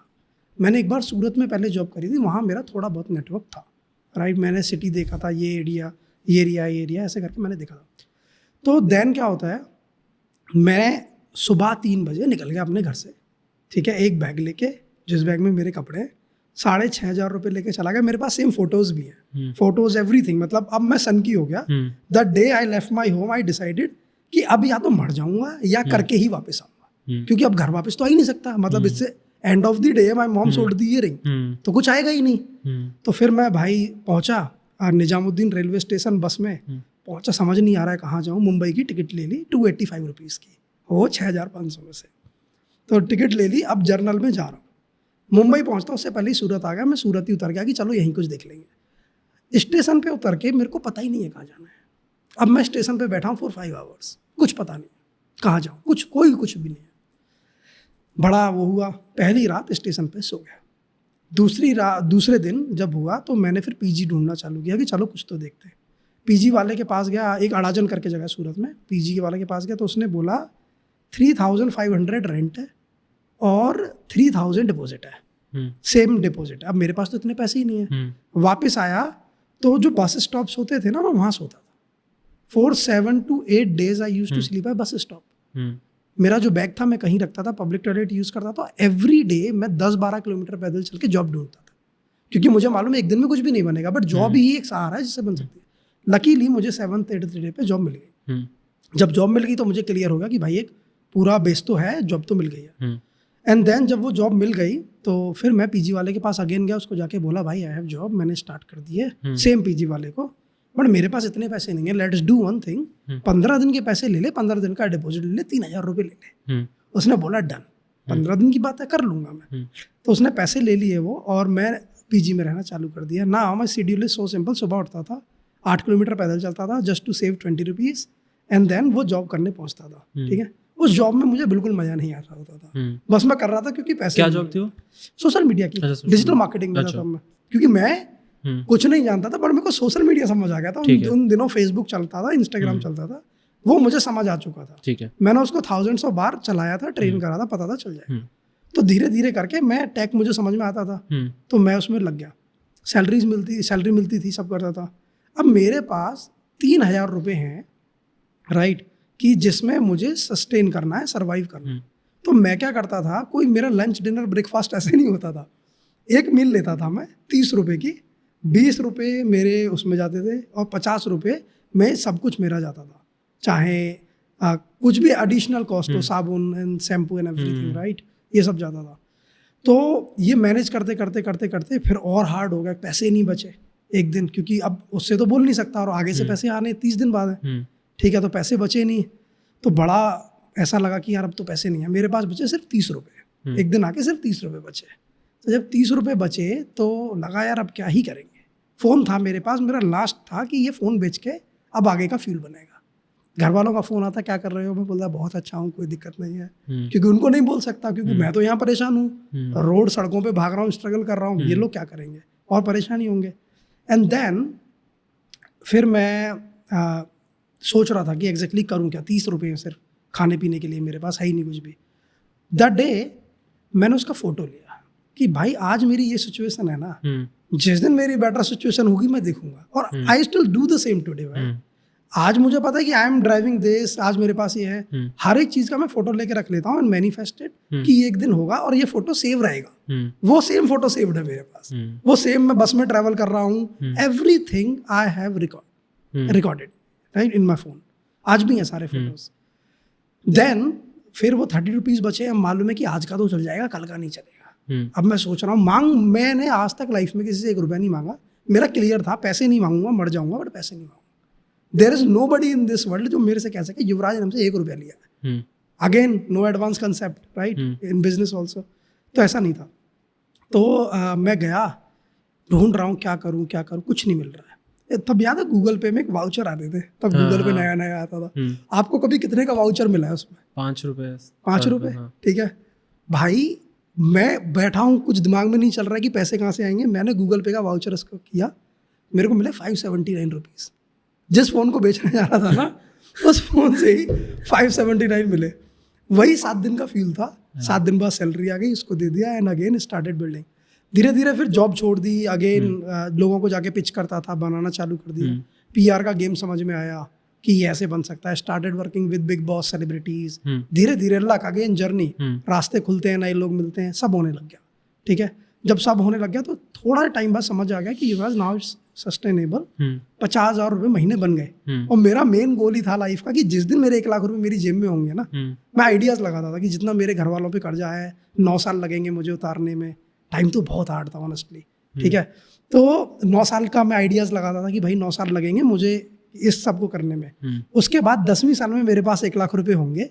वो 1 लाख रुपए से कुछ करूंगा, फिर नौकरी नहीं करूंगा। अब मेरे वो पैसे बनने चालू हो गए। अब मेरे 50,000 रुपये महीने बन रहे हैं and now I am the richest person. सब बहुत पैसा है, 50,000 रुपये मतलब बहुत है। तो फिर अगेन लॉकडाउन आ गया। लॉकडाउन आ गया, मैं घर पे चला गया। अब मेरे घर वालों को समझ ही नहीं आ रहा है मैं एग्जैक्टली क्या कर रहा हूँ। तो उनको तो ये लगा स्कैम करता है, पता ही नहीं है पीआर। मेरे पूरे गांव में किसी को नहीं पता है। मैं एक्सप्लेन कर रहा हूँ, this is how media work, this is how I work for celebrities. समझ ही नहीं आ रहा है। मेरे घर वालों को लग रहा है भाई ये कुछ झोल कर रहा है, पर वो कुछ नहीं कह रहे। चलो ठीक है, पता पैसे तो घर में आ ही रहे। फिर पैसे बना लिए, सारा जितना भी कर्जा था सब दे दिया। एंड देन अगेन फिर पैसे बनाए, मम्मी को लेके गया, बताओ कौन सी इयरिंग्स चाहिए, दिलवा दिए। The day I feel proud कि भाई मतलब एवरीथिंग इज पॉसिबल। अगर तुम थोड़ा बिलीव और हार्ड वर्क रखोगे तो सब पॉसिबल तो है, ठीक है। And then again building team, building startup, investing in startups, crypto, stocks, everywhere. अब जो होना चाहिए सब है, बट नाउ अगेन जर्नी। अब यहाँ मजा नहीं आ रहा है। अब फिर अगेन जर्नी ऊपर किया। तो आपने क्रिप्टो के बारे में बात करी, तो क्रिप्टो में अभी भी क्या क्रिप्टो चल रहा है? क्योंकि बीच में तो बहुत वेव आया था, ये लॉकडाउन के टाइम पे तो बहुत ही ज्यादा वेव आया था क्रिप्टो यार। क्रिप्टो का क्या होता है ना, क्रिप्टो के साइकिल्स होते हैं, बियर साइकिल और बुल साइकिल। तो हमेशा 4th ईयर में बुल साइकिल आता है। तो अगेन जैसे आप कह रहे हो 2021 में बुल साइकिल था, राइट। तो उस टाइम पे क्या होता है कि हर एक चीज आपकी बढ़ रही होती है। Like Doge coin in the past, bitcoin double triple, ETH double triple, सब ऐसा हो रहा होता है। तो अब जो वो वेव है वो 2025 में आनी है, क्योंकि लास्ट थी 2021 प्लस 4 ईयर, देन 2024 2025 का सीजन आएगा, जो कि प्रेडिक्टेड है कि अक्टूबर में ही आएगा। मैं कल परसों ही देख रहा था कि बिटकॉइन भी हाईएस्ट टच कर रहा है। बिटकॉइन ने अभी रिसेंटली 126 टच किया है, which is highest all time है, राइट। तो क्रिप्टो अगेन बूम कर रहा है। तो मेरा जो क्रिप्टो को लेके विजन है वो थोड़ा सा अलग है। मोस्ट ऑफ लोग ना, मतलब एनी इन्वेस्टमेंट आई डू, मेरा वहाँ अप्रोच अलग होता है। मोस्ट ऑफ लोग क्या सोचते हैं कि एक इन्वेस्टमेंट डालते हैं और उसको फिर एवरी डे देखते हैं कि ये ग्रो कर रहा है क्या। एक सिंपल सी चीज समझ में आई है जर्नी में कि पैसा डेली ग्रो नहीं कर सकता। It's logically not possible for anything. जहाँ डेली पैसा ग्रो कर रहा है तो वहाँ स्कैम है, आज नहीं तो कल आप डूबोगे। तो मैं वैसा नहीं करता। I just do my work, make money, invest in stock, crypto and everywhere, और मैं भूल जाता हूँ, सिर्फ अपने काम में लग जाता हूँ, ठीक। तो जो क्रिप्टो को लेके मेरा विजन था, मेरी पूरी कम्युनिटी सब क्रिप्टो में इन्वेस्ट कर रहे थे। तो मैंने कैसे अपना मन बनाया क्रिप्टो के लिए कि जो भी मेरे 6 मंथ की इनकम है तो मैं उसको क्रिप्टो में डालूंगा। अगर यहाँ से ये हिट हुआ तो मैं 6 ईयर्स आगे भी पहुँच सकता हूँ, क्योंकि यहाँ ऐसा नहीं होता 1-2% नहीं बढ़ता है, यहाँ 10x होता है। 10x 20x ऐसे ग्रो होते हैं नंबर्स। तो मैंने वही किया, सेम अप्रोच आज भी है मेरी कि एक 6 मंथ का अमाउंट उठाया, क्रिप्टो में डाला, अगर ये बना तो मैं 6 ईयर्स आगे पहुंच जाऊंगा कि मेरी इनकम इतनी हो जाएगी, आई मीन इतने एसेट होंगे मेरे पास और वैल्यूज होंगी, राइट। अगर नहीं हुआ तो मेरी लाइफ से क्या गया? 6 month, no I can make again because I am already building, I am already making money. तो मेरे लिए ईजी है, तो I am doing this strategy, anyone can do अगर ये स्ट्रेटजी है तो। मतलब any startup, if you are young making money then. क्योंकि इवन क्रिप्टो में भी काफी स्कैम्स होते हैं ना, जैसे हमने सुना है कि कई कंपनीज खुलती हैं क्योंकि वहाँ पे ट्रेसेबिलिटी नहीं है, जैसे देखा जाए। ट्रेसेबिलिटी बिल्कुल नहीं है, बिकॉज ब्लॉकचेन का कंसेप्ट ही वही है, ठीक है। तो कंपनी खुलती है, स्कैम्स होते हैं, but again bitcoin, Solana, Ethereum and BNB ये सारे स्टेबल है। लाइक स्टेबल तो नहीं है, अप एंड डाउन होते हैं, बट यहाँ पे इतना वॉल्यूम है कि ये जीरो नहीं हो सकते। ऑलरेडी सब लोग इनमें ट्रेड कर रहे हैं, तो कोई भी अगर बिगिनर है, अगर आपको भी करना है तो you should start with bitcoin, ये सब। क्योंकि अगेन यहाँ पे आपकी जो ये कॉइन्स हैं बुल साइकिल में भी, अगर बियर टू बुल कंपेयर करेंगे तो बिटकॉइन 23 से स्टार्ट हुआ था अभी लास्ट ईयर, आई मीन 2024 में, और अभी आप देखोगे तो कितना हो चुका है, ऑलमोस्ट 4x हो चुका है। तो 4x is easy for you, तो आप स्ट्रेटजी बना के कर सकते हो, पहले बिटकॉइन में डालो कुछ, फिर ETH में अगेन, ऐसे साइकिल वाइज भी कर सकते हो। ओके तो जैसे कई मैंने देखा है कि क्रिप्टो ट्रेडर्स भी होते हैं, आई थिंक आप भी क्रिप्टो ट्रेडिंग करते ही होगे। यार मैं ट्रेडिंग नहीं करता, पहले करता था, बट बहुत टाइम टेकिंग है और बहुत फोकस लेती है। उससे ज्यादा पैसे मैं PR में बना लेता हूँ, तो मुझे लगता है this is not for me, I can invest but everyday trade is not for me. But yes, मैंने ट्रेड किया है, जानता भी अच्छे से। मतलब क्या, लेकिन ये है कि क्या पॉसिबिलिटी है कि एक बंदा सिर्फ क्रिप्टो ट्रेडिंग करके अपनी लाइफ चला सकता है? यार ट्रेडिंग करके तो पॉसिबल नहीं है, क्योंकि मार्केट वैसा नहीं है, क्योंकि इसमें बुल और बियर साइकिल होते हैं, स्टॉक मार्केट नहीं है जो कभी अप कभी डाउन, ऐसा नहीं होता इसमें या तो अप होगा अभी 2025 में, फिर इसके बाद 3 साल नहीं रहेगा, फिर 1-2% कब वॉल्यूम आ रहा है कब नहीं आ रहा है वो आप प्रेडिक्ट नहीं कर सकते हो। तो क्रिप्टो में अभी के लिए पॉसिबल नहीं है, आने वाले 2-4 साल में नेक्स्ट बुल रन से शायद ही थोड़ा स्टेबल होगा, तब ट्रेड कर पाना पॉसिबल होगा। तो एनीवन हु इज क्लेमिंग कि मेरी लाइफ सिर्फ क्रिप्टो ट्रेडिंग पे चल रही है, it's logically not possible, because you are not God. तुमको नहीं पता कब ऊपर जा रही है कब नीचे जा रही है, चार्ट देख के तो थोड़ी ना जिंदगी चलती है। हाँ मतलब, लेकिन जैसे मैंने ये देखा कि कई ऐसे टेलीग्राम ग्रुप्स बने होते हैं जहाँ पे लोग चार्ट्स डालते रहते हैं, ये बताते रहते हैं कि ये होगा वो होगा। भाई अगेन, अगर if anyone is making money using crypto, I never promote, I never say कि यहाँ इन्वेस्ट करो, आई नेवर से कि ये मेरा टेलीग्राम ग्रुप है। No, I invest, I am making money, मैंने पहले भी पैसे बनाए हैं, तो मैं किसी को नहीं सजेस्ट करता। आपको लगता है गेम करो, जो अगर सच में पैसे बना रहा होगा तो आपको लगता है वो टेलीग्राम में ग्रुप में पैसे डालने का उसके पास टाइम है कि भाई take this trade, obviously no. तो समवेयर उनको पैसे उसी से बनाना है। तो जो एक्चुअल ट्रेडर्स हैं, अगर आप क्रिप्टो में देखोगे, क्योंकि आप देख सकते हो कितने बड़े ट्रेड्स लग रहे हैं, राइट। ऐसे ट्रेडर्स हैं क्रिप्टो में, कोई 400 मिलियन की ट्रेड ले रहा है, कोई 10 मिलियन, कोई 20 million, people are ready to lose money. तो एक्चुअल प्लेयर्स वेल्स हैं, जो ये टेलीग्राम वाले हैं ये nothing, all scam we can say. अच्छा, एंड इवन क्योंकि मैंने ऐसे कई वो भी देखे, कई लोग तो इवेंट्स भी करते हैं जहाँ पे लोग फिजिकली आते हैं, बात करते हैं क्रिप्टो के बारे में, राइट। अब पता नहीं कि वो स्कैम होते हैं या नहीं होते हैं, बट एक तरीके से वो फनल तो कर ही नहीं रहा लोगों को, कोई एक सर्विस बेचने के लिए, कोई एक प्रोडक्ट बेचने के लिए। यार फनल तो है वहाँ भी, देखो, बट वहाँ क्या होता है कि समवेयर आपको नॉलेज मिल रही है। इमेजिन अगर मान लीजिए मैं एक इवेंट में स्पीकर हूँ, ठीक है, तो मेरे पास ऑलरेडी एक्सपीरियंस है, तो जो आप $25,000 खर्च करके लॉस करके सीखते, आप मेरे से वो सेम चीज आज सीख सकते हो फॉर फ्री। तो आपको डे 1 पे बताया कि भाई मीम में इन्वेस्ट नहीं करना अभी के लिए, ये ऐसे होता है, ऐसे रग पुल होता है, ऐसे पंप डंप होता है। तो ऑलरेडी आपने अपने पैसे बचा लिए। तो इवेंट समवेयर फिर भी ठीक है, क्योंकि वहाँ नॉलेज एक्सचेंज हो रही है, they are not directly selling, right. Speakers आ रहे हैं, अपना एक्सपीरियंस बता रहे हैं, तो जहाँ भी आपको नॉलेज मिल रही है, आई बिलीव नॉलेज तो ले लो, इन्फॉर्मेशन तो ले लो, उसको इम्प्लीमेंट कैसे करना है, इट्स टोटली योर कॉल। आपने सबसे ज्यादा हाई रिटर्न कब देखा है क्रिप्टो में? कौन से यार मैंने सबसे ज्यादा हाई रिटर्न क्रिप्टो में देखा था 2021 में। ठीक है, तब इतने पैसे बन रहे थे कि आप किसी भी कॉइन में पैसे डाल रहे थे ना। ये वाला साइकिल थोड़ा अलग है, इससे जो पुराना साइकिल था ना, वहाँ बेहिसाब पैसे बन रहे थे। मतलब आप लोग डॉजी कॉइन में पैसा डाल रहे हैं, वो सुबह उठ रहे हैं 10x।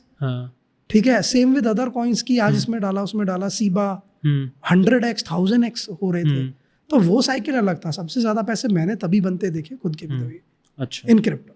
ठीक है। अब इसमें बनेंगे शायद, आई एम प्रेडिक्टेड कि इसमें बनने चाहिए। अच्छा, अभी आया नहीं है, बोल रहा आएगा तो बनेंगे। कोई कॉइन्स आप लोगों को बता सकते हो जब इन्वेस्ट करते हो? वैसे आप नहीं बताते हो बट स्टिल। अगेन मैं अपना फेवरेट कॉइन बता सकता हूँ फॉर दिस बुल साइकिल। हाँ, मुझे लगता है कि एक कॉइन है SPX। अच्छा, ठीक है, और ये टेक्निकली पॉसिबल लग रहा है मुझे इस कॉइन के लिए कि वो नया डॉजी बन सकता है। क्यों बन सकता है? क्योंकि देखो XPX, XRP XRP, not XRP, SPX। अच्छा, SPX टोकन है, ठीक है, जो मुझे लगता है कि सॉलिड है। रीजन, कोई भी चीज तब बढ़ती है जब उसके पुराने सेलर्स उसमें से एग्जिट नहीं ले रहे होते, राइट। वैल्यू ऐड होती है तो कोई चीज बढ़ती है, वैल्यू माइनस हो रही है। इमेजिन अगर आज 100 कॉइन्स आपने लिए और अगर उसकी लोग बेच रहे हैं तो उसकी वैल्यू गिरेगी। अगर लोग उसको बिड लगा के हायर पे लेने के लिए तैयार हैं तो इसका मतलब है उसकी वैल्यू बढ़ेगी। तो ये ऑलरेडी आई थिंक हो चुका है 26x आई बिलीव, और आगे भी जाएगा मेरे हिसाब से। But again it's not a financial advice कि आप नहीं, वो तो obviously it is not a but financial. मेरा ये फेवरेट टोकन है फॉर 2025 बुल रन। ठीक है, अगर हम एक बेसिक की बात करते हैं, मुझे पता है कि आपका क्रिप्टो में आपको ज़्यादा बात नहीं करनी है, बट स्टिल कि अगर मेरे को आप बताओ कि अगर मेरे को एक बेसिक कॉइन चूज करना है, हाँ, तो पहली बात तो मैं कैसे कॉइन को ट्रस्ट करूं और मैं क्या चीज़ें देखूं ऐसी कि ये क्रिप्टो करेंसी मुझे लग रहा है कि हाँ ये चीज़ बिल्ड करेगी, तो क्या देखना होता है? ठीक है, एज ए बिगिनर ना मैं आपको एक चीज़ बताता हूँ। आपको ना अपना इमेजिन आपको 100 रुपीज़ आज क्रिप्टो में डालना है, तो आप क्या करो कि उसको ना 2 पार्ट्स में डिवाइड करो। ठीक है, द पार्ट 1 इज कि जो आपका जाएगा बिटकॉइन इथेरियम में, ठीक है, क्योंकि ये यहाँ से 1x 2x हो नहीं है, हर एक बुल साइकिल में होता है। तो अगर आपके पैसे 50% लॉस भी हुआ तो ये वाले कवर करके आपकी कैपिटल पूरी रहेगी। करेक्ट, ये प्रेडिक्टेड है, ये तो बढ़ते ही हैं, राइट। अब आपके पास जो बचा दूसरा पार्ट 50, आप उसको आल्ट कॉइन में डाल सकते हो। आल्ट कॉइन का मतलब होता है अल्टरनेटिव कॉइन्स, मतलब बिटकॉइन से अलग जितने भी कॉइन्स हैं कॉल्ड आल्ट्स, राइट।